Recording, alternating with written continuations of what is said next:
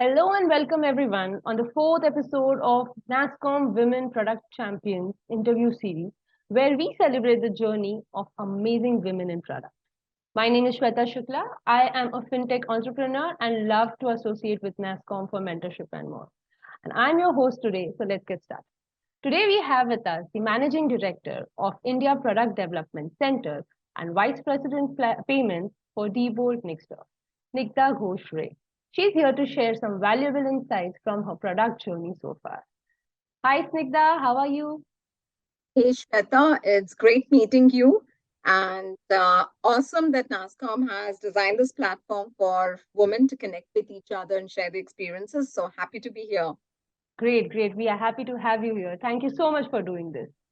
So to tell you more about Snigdha, Snigdha has had a wonderful career spanning over 20 years in technology industry with a focus on product management, development, as well as leadership and team building. She has had a proven track record of delivering innovative and impactful solutions that meet the customer's needs as well as drive business growth. Snigdha has spent the crucial development phase of her career at ADP, where she held diverse roles in the product lifecycle functions over a period of 17 years. She has led products with revenues over $2 billion, in addition to managing a 2,000 member global product tech workforce across Hyderabad, Pune, and US offices. Snigdha then moved on to PayPal, where she led the product and engineering teams to handle the payments vertical. She grew the portfolio and revenue there by 70%. She now currently leads the payment vertical at Diebold. Throughout her career, Snigdha has leveraged her skills in product management, engineering, and leadership to create a difference in the industry. She's a passionate advocate of diversity and inclusion and continuously strives to create opportunities for women in tech. Snigdha has been recognized for her contributions and she has won many awards from the World Women Leadership Congress as well as Femina. Wow, Snigdha, that's quite a lot. Not making you sound too old, which you're not, of course, but you've come a long way from where you've started. What kept you pushing to reach this, stage, and what keeps you still going? Sure, thanks Shweta. What keeps me going is definitely the passion to explore uncharted territory within, of course, my landscape. Second is the zeal to learn and adapt to changing environments and changing situations. So that's pretty much been my mantra. That's great. Passion definitely drives us and forces us or pushes us to do great things. So, Snigdha, you have had a very successful career, which spans like more than 2 decades in the tech industry. You started with ADP, moved on to PayPal, and now you're working as the MD in Diebold. You've seen generations of evolution in tech, product management, and how the businesses have transformed. So, tell us more about the journey. What are the changes that you have experienced? Yeah, in my 25 plus years of experience, Shweta, it's been a massive learning journey. So, on technology at a very high level, I'll say we moved from on prem products to multi tier architecture products on private data clouds to domain based, microservices based model on public clouds. And it came with its own complexities, learnings, challenges, because technology changed, languages changed, design paradigms changed, and expectations of customers changed. And all of these literally drove the speed of innovation, right? Because you could deploy much, much faster in a public cloud. You could gather a lot more data and make decisions. You got a lot of product metrics, you got production metrics, and you got customer metrics, right? And then you layer that with what has happened on the product side, right? Earlier, there were silos on how a B2B product was supposed to be very transaction oriented versus a B2C product that was more user centered, right? But today, if you look at it, our lives are not in silos. So you're the same person who's shopping on Amazon or a Myntra, who is definitely paying the bills to your billers, right? And working in your organization and recipient of a lot of employee experiences. Yeah, the So if you dynamics really are look at quite it, complicated. yeah, if you really look at it, the expectations and the mindsets of each and every individual has changed, and they do not look at their lives in different compartments. It's no more a work experience, a personal experience, an experience with family, experience on shopping and entertainment. All of them have blurred the boundaries. And that major shift has happened in the product space. Then you come to the business model. Usually, 20 years back, you had a lot of license based revenues or professional services based revenues. What cloud and all the latest of technologies has brought to us are SaaS offerings, right? They're recurring revenues, lower cost of acquisition revenues, lower deployment costs, and so on and so forth. So it's been a very complex, multi-dimensional change. And of course, then leadership changes itself, right? The way organizations behave has changed over the years, expectations have changed over the years. It's been a very fruitful learning experience for me, Shweta, you're right. Yeah, I mean, going through a technological evolution itself, has impact on everything that you do within an organization. So even as a leader, when you started with tech, moved to product, you must have faced difficult decisions to take, or some significant changes that you need to bring out within the product or the team or just about anything. How did you go about doing those, managing those? Right. So, yes, we talked about all the hard skills, right? What is important is, again, just like user experiences have blurred, I think as an individual and as transition through different roles as an individual contributor to a lead, to a tech lead, to a product management lead, and so on and so forth, your scope of action changes, or I would say develops exponentially. And that transition is as important as learning a lot of leadership skills. So I would say, in terms of the hard skills, yes, I grew up as a hardcore techie, then realized that to really deliver optimal solutions, what's absolutely important is to understand the business, understand market trends, understand changing customer expectations, understand the tech trade trends, especially the latest technologies that are coming into market, and then be able to leverage and respect functions like user experience, machine learning, and the value of faster implementations, faster service, faster customer issue resolutions. And each of these has been an area that has focused fairly significant efforts into getting into a hands-on mode, learning the tricks of the trade, and then step out of it and look at it holistically to deliver an optimal solution. So, the moment again you revolve your views around a customer, you stop looking at all of these as silos and you understand the value of building skills across the product life cycle. And that's something that I've passionately followed. This includes doing an executive MBA to also not only understand the customer dynamics, but also the organization dynamics to drive change, to deliver new products, to influence people. So, yes, to your point, it is. The second learning, which probably could be a bit more subconscious, but what is important as a leader is to make it a more conscious learning, is look at your everyday experiences, right? Right. To look at what you're going through and look at your highs, look at your lows, look at the failures and learn from it. Learn not just from your experiences, but learn from the environmental experiences. So, yes, it's been a very rich learning experience and not always successful as people would like to think of it, Shweta. Yeah, no, that's true.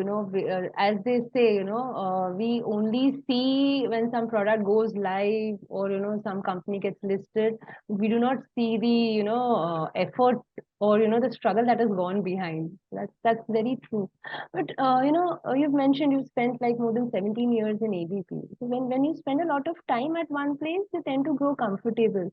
You have your own way of doing things. You have people who just get tuned to you, working with you and everything.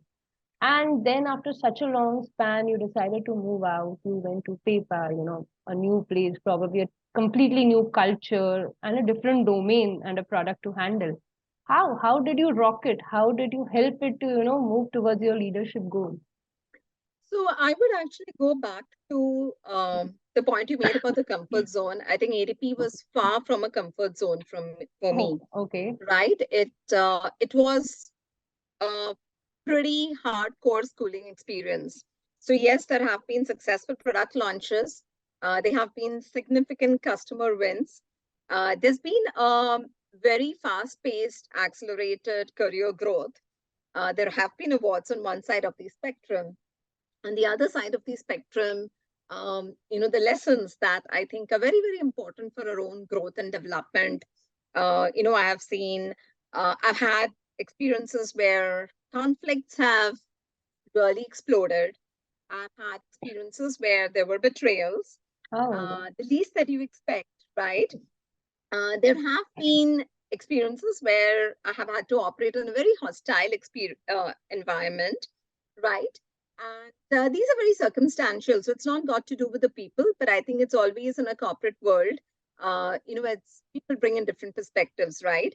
And of course, a couple of humiliating experiences, right? So I think these have, these don't really let you rest on your laurels, but then they're very grounding experiences. They're very humbling experiences. What has helped throughout the ADP tenure has been, and we will cover that maybe a little bit more in detail, has been a lot of mentors and sponsors who have been there, right? mm, So we do talk about the typical boys club. I think being a woman, we tend to find time, especially when you're traveling, to connect with your family, to call up your kids, to check in how the family is doing. But then there's this whole boys club um, concept where even after dinner, the guys would just go out pub hopping or, yeah, catching up over a beer. And while it sounds more fun, but trust me, there are a lot of decisions that are made taken in over. those meetings, right? There are a lot of opportunities, challenges that are discussed, and you've got to be there to make a pitch. So this is one experience that I had where, luckily or fortunately, I had an HR leader who pretty much brought it to my mind that those are areas that you need to make your presence felt and you Mm, need to be part of those discussions and decisions, right? And the second thing, of course, that I learned at ADP was extreme bias for action, right? And I will just come to the PayPal story, but there's a reason that I bring this up. I think every organization, as you mentioned, has its own culture, has its own DNA. ADP and PayPal are both market leaders, right? They have a very rich heritage. But because of competition, I saw ADP go through this transformation where, good or bad, you made a decision after gathering all the evidences, gaining all the perspectives, and then you moved on. So there was an extreme bias for decision making and execution, right? And that is very fundamental about ADP that helped it succeed. And then I did talk a little bit about conflicts in media. So now mediations that were required. Coming to PayPal, and just before I step into PayPal at ADP, yes, I was leading a 2000 workforce organization, highly respected, earned my credibility. Over the 17 years that I'd spent over there, had a very good camaraderie with the top leadership at the CXO level. And you're right, I could do my job with my eyes closed. What again got me triggered a little bit looking out for change or exploring change was the fact that I felt it was getting into my comfort zone, right? So when PayPal, one of the opportunities came up, it was a complete contrast versus the 2000 member workforce. This was a 150 member global workforce. It was a new domain. It was payments domain. And my earliest stint was with the human capital management space. And it was a loss of power of sorts, mm, right? Where a power that was earned by your ability to influence, through your successes, and somewhere where you had a lot of credibility, and you knew how to move fast to an unknown area at PayPal, where I didn't know the technology that they were using, I didn't know the people, I didn't know the stakeholders, And definitely, I did not know the domain. So it was overwhelming. It was a lot of nervous excitement, right? I mean, change always brings with it a lot of enthusiasm, but there was a lot of nervousness of failure because I knew there were people who thought I had made a mistake by moving on, Moving on. right? But again, a couple of things, and then we'll just move on to this question. I think what really helped was letting people who have been there, who are in the organization, understand that you're joining is an opportunity for everybody because you're bringing in external perspectives, and gaining that support, working with the key stakeholders. You can only have the entire team or the entire organization or the portfolio grow. So you have to move from this threat zone to an opportunity zone. And I think as a newcomer, it is a lot onto you to make people feel comfortable, to help them support you, build that knowledge, make decisions, and definitely help understand the organization DNA. For me, it was a complete shift. At PayPal, it's very relationship oriented versus ADP, where it was extremely merit oriented culture. Like you needed to perform at ADP to succeed. In PayPal, it was not just merit. You had to have very, very strong relationships. So yes, I think it was again a good experience for me, Shweta. So yeah, I mean, you have to prove yourself when you move to a new place. You have to start all over again. And most of the professionals, they run away from this and they continue to be in their comfort zone. So as you said, it's very important to move out of your comfort zone and try something new. So you have mentioned, you've led this 2000 plus workflows across geographies, across large organizations, and where the global delivery model was very mature. You had, to deal with all of them across their cultures, genders, and the way they operate. How did you manage the communication and collaboration working across this diversity? Right. So I think two or three factors played up, right? I think when you're in the beginning of the journey of establishing a credibility, and you really want to pursue your ambition of meeting your business goals or making an impact, you have to lean in and give far more than expect the organization to accommodate you. So that really meant across whether it was ADP, whether it was PayPal, whether it was Diebold Nixdorf, I think it requires a lot from you, right? Because you're learning and people don't see the value that you can contribute. So whether it is accommodating the time zones, even if they are for internal meetings, I think, it did need a lot from me. Customer calls, of course, I think all of us understand that, right? It follows the time zone, customer time zone.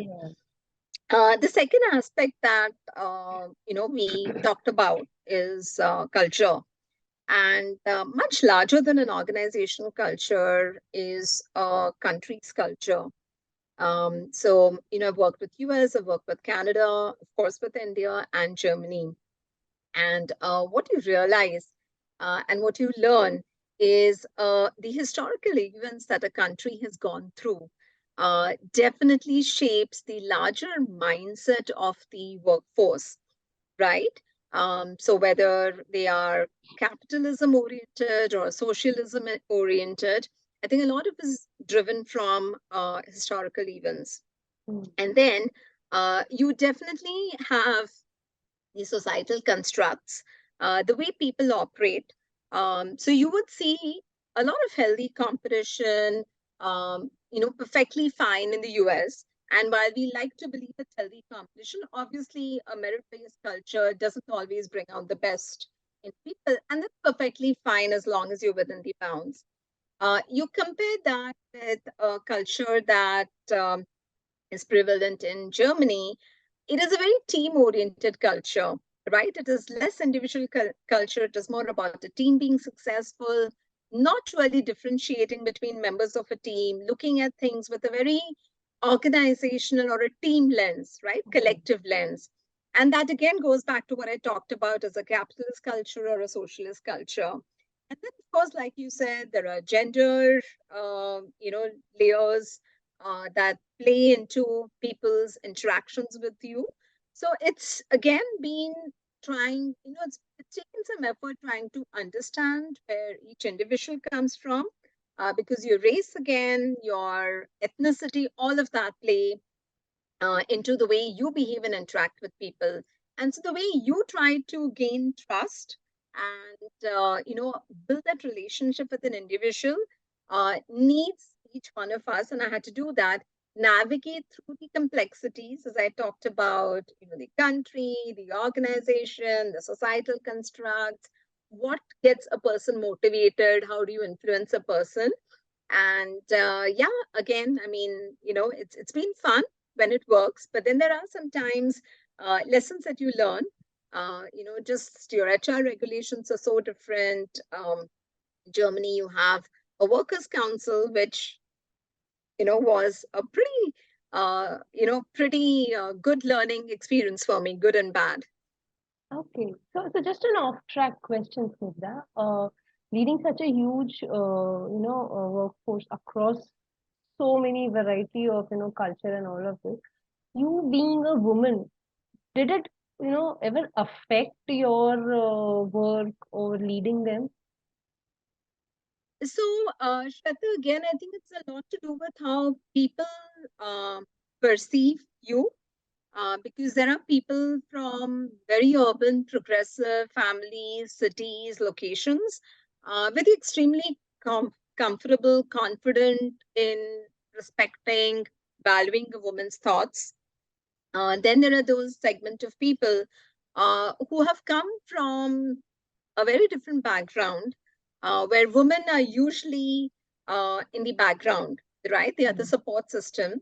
And yes, I've had an incident where a peer was very aggressive, where a manager of mine, had a very intimidating leadership style, but more when it came to women, it was very enhanced, right? So didn't think twice about shouting or yelling in a room filled with very senior execs. And some of this, again, Shweta, if all of us believe that we need to reflect and look at how we can get better with each situation, we can manage our emotions, and we can come out of that instance fully conscious and, uh, you know, Enriched. enriched with the experience. I think that's what matters, right? I think what we shouldn't feel is a shame of how people are treating us, of not seeing us as a reflection of the way people behave with us. It's not been easy. I think I've gone through my lows and highs. At junior roles, yes, I've probably come back home and cried. At senior roles, I just lauded myself and I walked into the room. It wasn't a great experience. Thinking I've just developed a few more notches of resiliency in myself. But you need to keep going and trusting Absolutely. it. And be Yeah, confident. yeah, that's true. So you have had, coming back to the work side, you have had a great deal of experience in product as well as tech leadership roles. You have been a techie yourself, and now you lead products. So how do you balance or integrate these two areas, throughout your career? What were the crucial skills that you see were required to nurture over the time? Correct. So, Shweta, yes, I was a techie and I have this concept of a 40, 30, 20, 10 in my mind, right? As a mind map. I do believe that your original expertise or your primary skills need to be continuously enriched. So, being a techie, definitely I don't go and code anymore, but being aware at a very good level of depth or very appropriate level of depth on what are the newest technologies, what are the capabilities, how can you harness those capabilities in making your solution better is something I believe needs 40% of my focus and efforts even today, Hmm. right? So you need to enrich that skills because at the end of the day, that's you, Right. right? That's your primary brand.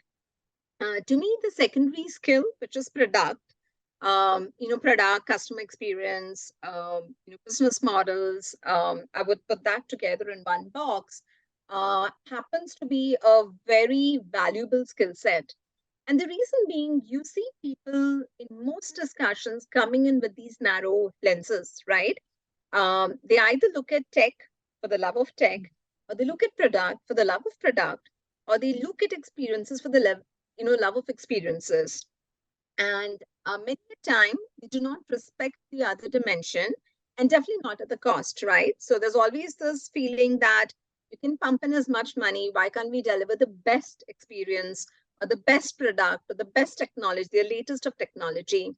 I think what I have realized through this principle of mine is that you can really, really differentiate yourself and make yourself a valuable contributor to the organization when you understand all of these dimensions and build a world-class solution which is optimal and not best on tech or best on product or best on experience or lowest on cost, right? So that's something that I feel the convergence or the intersection has helped me in my career, because you're able to bring in a very different perspective. You're able to also weigh the emotions of the people and the biases of the people and make a informed decision, a non-biased decision. So you mean to say, if I get it right, tech or product or user experience cannot exist. It has to be tech and product and experiences. They complement each other, and you need them for doing better with the product itself and yourself. Yeah, and this again, I think at this career, at the mid level or senior level or top level, I would advise that strongly, because a junior to a mid level transition is your deep expertise in your primary skill, right? But the moment you get to the director level, I think what's really important in differentiating yourself is building a good level of understanding across the different dimensions, because you will be able to make better decisions. And these become handicaps if you haven't spent time in building these skills as you grow more senior. Then it is not even about growth. It's just going to become a hurdle or an obstruction for your career growth. True, true, absolutely true. So, As an entrepreneur, I think you understand this the best. oh yes, in the times when you are building, there is no restriction or there is no line between all of this. You have to do it all. Gosh. So you've made a mark in the industry and the society, inspiring many women. Being a woman yourself, being a leader and driving this change. The journey must have been super enriching, but then it would have its own set of challenges and shortcomings. You've conquered them all so far.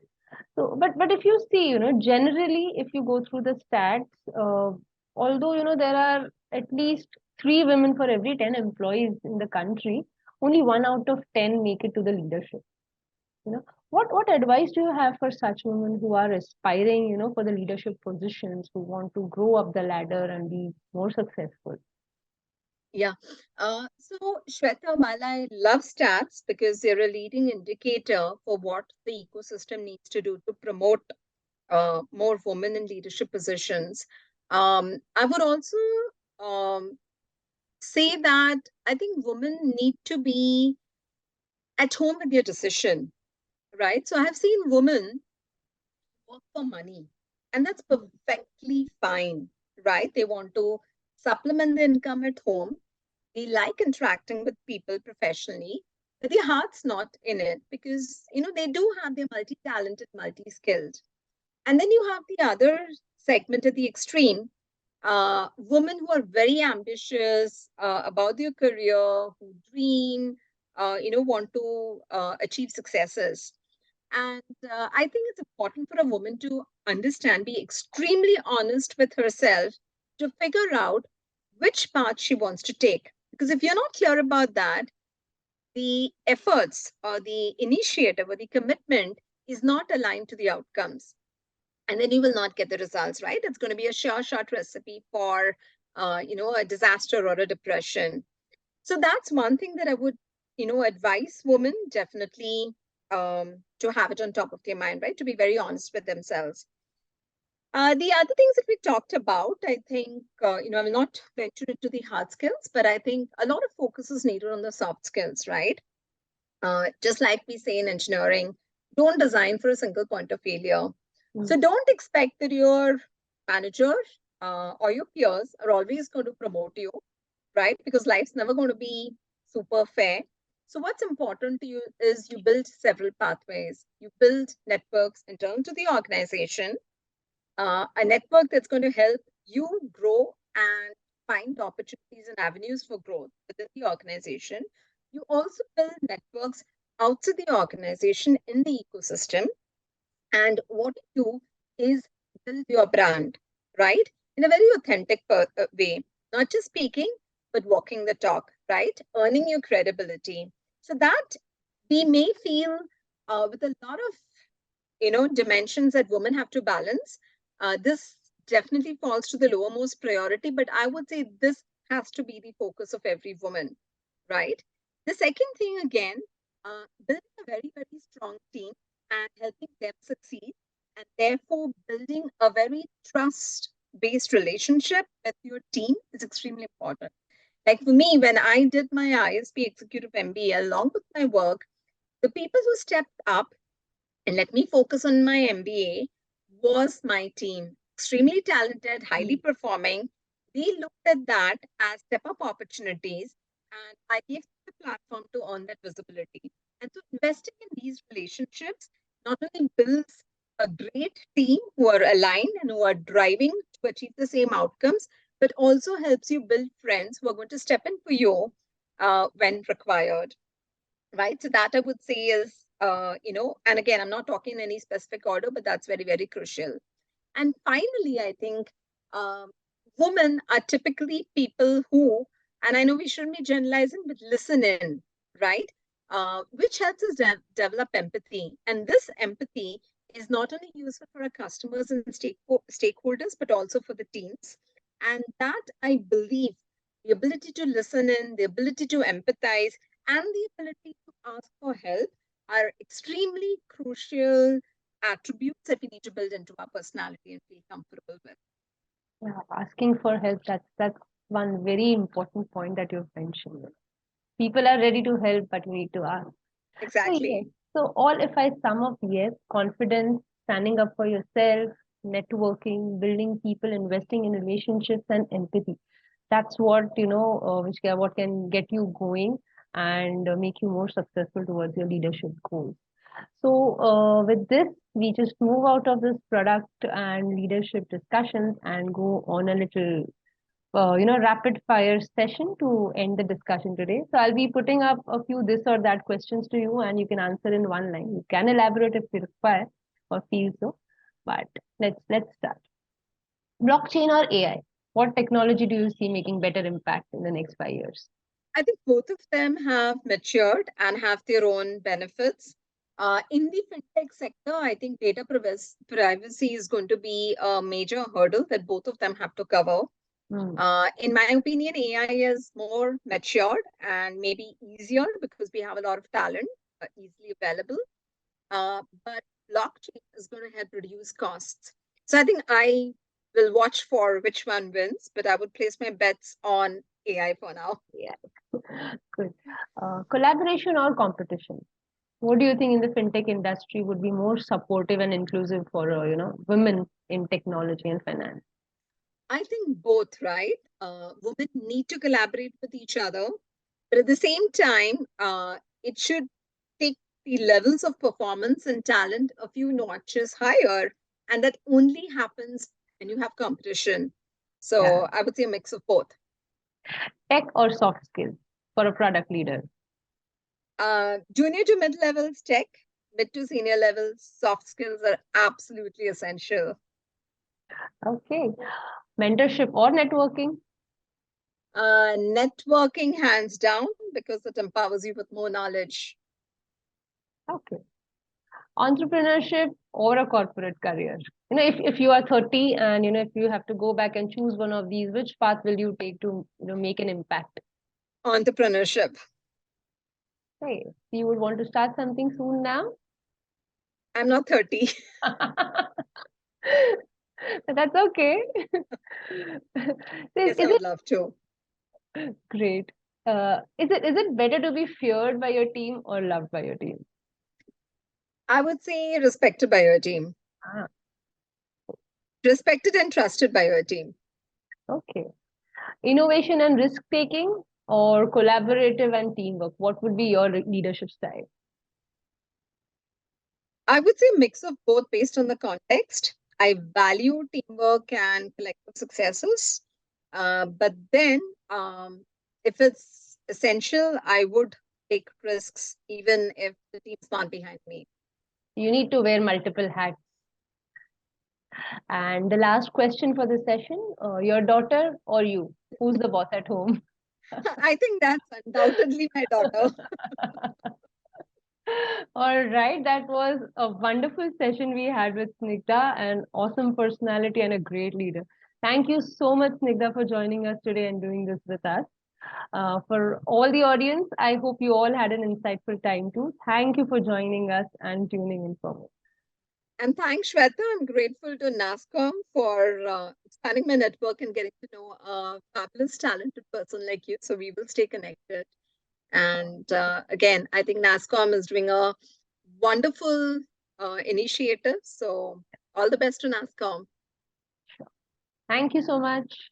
Thank you Thanks. all.